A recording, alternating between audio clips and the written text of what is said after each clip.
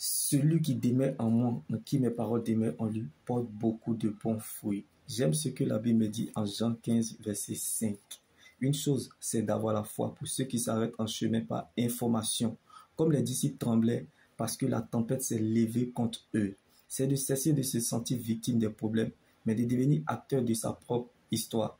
Car nous avons déjà des problèmes qui dépassent les menaces qu'est l'éternité, comme Jésus dormait pendant la tempête. C'est la foi qui fait que ceux qui ont des problèmes dorment. Donc, une autre chose, c'est de garder la foi en marchant par révélation, en se laissant influencer par Dieu, c'est-à-dire en appelant le futur de ce que nous conjuguons dans le présent, c'est-à-dire d'appeler la paix en décidant de rester calme dans le présent, comme Christ se trouvait dans le bac.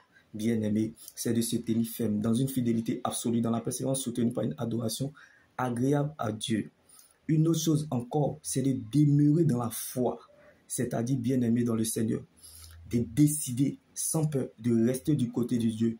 Quoi qu'il arrive, c'est ce qui t'élèvera, quel que soit le prix à payer. J'aimerais dire à quelqu'un qui traverse des périodes très difficiles depuis longtemps, c'est parce que ton exaucement a de la valeur. Donc si cette situation refuse d'entendre le langage humain, elle entendra le langage divin. Même si les vents sont contraires à vos yeux, Jésus-Christ, sa place dans nos vies n'est pas négociable. Jésus est dans ta barque.